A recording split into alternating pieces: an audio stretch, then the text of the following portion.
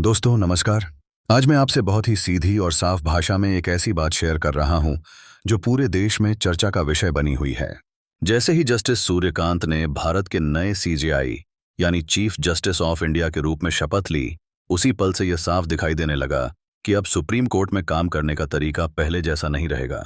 अब चीजें नियम से चलेंगी, सिस्टम से चलेंगी और कोई भी व्यक्ति, चाहे वो कितना बड़ा नेता हो, कितना बड़ा वकील हो या कितना बड़ा रसूखदार हो, वह अपनी मनमानी सुप्रीम कोर्ट में नहीं चला पाएगा। लोगों को पहले से उम्मीद थी कि जस्टिस सूर्यकांत भी जस्टिस बीआर गवई की तरह ही मजबूत, निर्भीक, दबाव में न झुकने वाले और संविधान को सबसे ऊपर रखने वाले इंसान साबित होंगे, और उनका पहला बयान देखकर ऐसा ही महसूस हुआ। आपको पता है कि जस्टिस बीआर गवई ने अपने कार्यकाल में कई ऐसे फैसले किए थे जिनमें राजनीतिक ताकतें चाहकर भी दखल नहीं दे पाई थीं। वक्फ संशोधन कानून के कई प्रावधानों को हटाने का फैसला हो या फिर बुलडोजर राजनीति पर रोक लगाने की बात, जस्टिस गवई ने किसी का डर नहीं किया और सीधे सीधे कानून का पालन कराया। अब जब उनके परम मित्र, उनके बेहद करीबी साथी जस्टिस सूर्यकांत सीजेआई बने हैं, तो लोगों को यह भरोसा और भी ज्यादा हो गया है कि सुप्रीम कोर्ट में किसी भी तरह की दलाली, दबाव या पहुंच की राजनीति नहीं चलेगी। कल ही उन्होंने शपथ ली और आज सुबह से ही उनका सख्त रवैया देखने को मिला, जब उन्होंने उन वकीलों और सरकारी नजदीकी लोगों पर नाराजगी जताई जो अपने मामलों को बिना प्रक्रिया के सीधे सीजेआई के सामने ले जाते हैं और कहते हैं कि हमारा मामला अभी सुनो, आज ही सुनो, अभी तुरंत लिस्ट करो। यह तरीका सालों से चला आ रहा था। कुछ वकील अपनी राजनीतिक पहुंच, अपने रिश्तों या अपने संपर्कों का इस्तेमाल करके कोर्ट के नियमों को पीछे छोड़ देते थे और सीधे बेंच तक पहुंच जाते थे। लेकिन जस्टिस सूर्यकांत ने बहुत साफ शब्दों में कहा कि मौत की सजा और अभिव्यक्ति की आज़ादी जैसे जरूरी मामलों को छोड़कर किसी का भी केस सीधे उसी दिन नहीं सुना जाएगा। उन्होंने कहा कि हर केस एक प्रक्रिया से गुजरेगा। पहले मेंशनिंग होगी, फिर वह सर्कुलेट होगा, फिर तय दिन पर लिस्ट होगा और तभी उस पर सुनवाई होगी। उन्होंने इस बात पर सख्त आपत्ति जताई कि कुछ लोग उसी दिन केस लेकर आते हैं और उसी दिन सुनवाई की मांग करते हैं।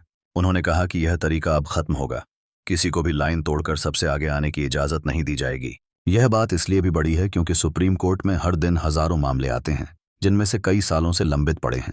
आम लोगों के मामले सालों तक इंतजार करते रहते हैं, लेकिन कुछ रसूखदार लोग अपनी पहुंच का इस्तेमाल करके अपने मामलों को ऊपर लिस्ट करवा लेते थे।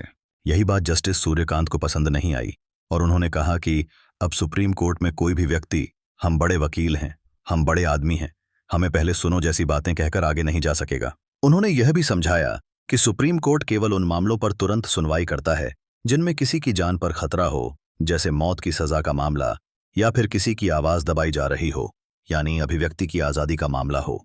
बाकी मामलों को नियम से चलना होगा और कोर्ट की प्रक्रिया का पालन करना ही पड़ेगा। उन्होंने कहा कि लाखों लोग न्याय का इंतजार कर रहे हैं और कुछ चुनिंदा लोग अपनी पहुंच की वजह से आगे आते हैं। यह अब नहीं चलेगा। जस्टिस सूर्यकांत का यह रवैया देखकर लोगों को वही पुरानी उम्मीद जाग गई है जो जस्टिस बीआर गवई के समय दिखाई देती थी। जस्टिस गवई ने हमेशा कहा कि वह आज जो हैं वह बाबा साहेब भीमराव अंबेडकर के कारण है और संविधान ही उनका सबसे बड़ा मार्गदर्शक है। उन्होंने कई मौकों पर सरकार द्वारा दिए गए खास पदों के लालच को भी ठुकराया। जब सरकार ने उन्हें संकेत दिया था कि रिटायर होने के बाद उन्हें गवर्नर जैसा बड़ा पद दिया जा सकता है, तब भी उन्होंने साफ मना कर दिया था। यहां तक कि जब वे रिटायर हुए तो फिर से उन्हें यह ऑफर दिया गया कि वे राज्यपाल बन जाएं, लेकिन उन्होंने फिर भी मना किया और कहा कि जिस पद से वह अब भी हटते हैं वह किसी भी सियासी पद से बड़ा है। यह उनके ईमानदार चरित्र की निशानी थी। इसीलिए लोग उम्मीद कर रहे हैं कि जस्टिस सूर्यकांत भी उसी ईमानदारी और उसी मजबूती से न्याय करेंगे। जस्टिस सूर्यकांत मूल रूप से हरियाणा के रहने वाले हैं। वह 15 महीने तक सीजेआई रहेंगे और फरवरी 2027 में रिटायर होंगे। लेकिन इन 15 महीनों में न्यायपालिका को कितनी मजबूती देंगे, इस पर पूरे देश की नजर है। जैसे ही उन्होंने शपथ ली, वह तुरंत एक्टिव मोड में आ गए और उन्होंने कोर्ट में मौजूद उन दलाल मानसिकता वाले लोगों को चेतावनी दे दी जो हर संस्था में घुसकर सिस्टम को बिगाड़ते हैं। उन्होंने कहा कि सुप्रीम कोर्ट कोई बाजार नहीं है कि कोई भी मनमाने तरीके से अंदर आए और कहे कि मेरा केस पहले सुनो। यहां संविधान है, प्रक्रिया है और नियम है, और अब इसे ही माना जाएगा। आजकल हर संस्था में सरकार के करीबी लोग घुसे हुए हैं, चाहे वह मीडिया हो, पुलिस हो, जांच एजेंसियां हों या कोई और संवैधानिक पद। लेकिन जस्टिस सूर्यकांत ने साफ कर दिया कि सुप्रीम कोर्ट में किसी भी तरह की दलाली बर्दाश्त नहीं की जाएगी।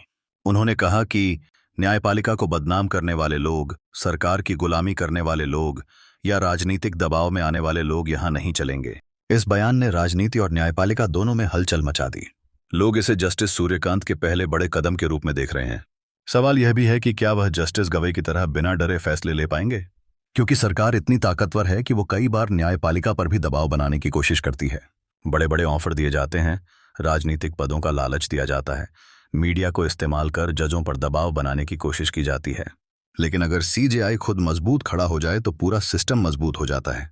यही वजह है कि लोग कह रहे हैं कि जस्टिस सूर्यकांत का पहला कदम ही दिखा रहा है कि वह झुकने वाले नहीं हैं। वह कोर्ट की गरिमा को बचाएंगे और कानून को राजनीति से ऊपर रखेंगे। अब आने वाले समय में यह देखना होगा कि वह किन बड़े मामलों पर क्या फैसले लेते हैं। क्या वह सरकार से सवाल करेंगे? क्या वह संवैधानिक संस्थाओं की आज़ादी बचाएंगे? क्या वह दलितों, पिछड़ों, आदिवासियों, अल्पसंख्यकों के अधिकारों के लिए खड़े होंगे जैसे जस्टिस गवई खड़े रहे थे? जस्टिस गवई हर मंच पर कहते थे कि मैं आज जो हूं वह बाबा साहेब की वजह से हूं। उन्होंने हमेशा संविधान की व्याख्या की और लोगों को बताया कि अधिकार क्या होते हैं। इसलिए जनता को उम्मीद है कि जस्टिस सूर्यकांत भी न्याय की यही परंपरा आगे बढ़ाएंगे। आज सोशल मीडिया पर, न्यूज़ चैनलों पर हर तरफ यही चर्चा है कि जस्टिस सूर्यकांत का यह पहला निर्णय न्यायपालिका के लिए सही दिशा में पहला कदम है। और लोग कह रहे हैं कि सुप्रीम कोर्ट आखिरकार अपनी असली ताकत संभाल रहा है। अब देखते हैं कि आगे आने वाले दिनों में क्या होता है। क्या वह सच में बड़े बड़े मामलों में सरकार से जवाब मांगेंगे? क्या वह उन गलतियों को रोकेंगे जिन पर सालों से आंखें मूंद ली जाती थीं? क्या वह उन लोगों की हिम्मत तोड़ेंगे जो सुप्रीम कोर्ट को अपने रिश्तों से चलाना चाहते हैं? आपकी इस पूरे मुद्दे पर क्या राय है, कमेंट में जरूर लिखें। वीडियो पसंद आए तो लाइक करें, शेयर करें और चैनल को सब्सक्राइब करके हमारा समर्थन करें। अगले वीडियो में फिर मिलेंगे। बहुत बहुत धन्यवाद दोस्तों।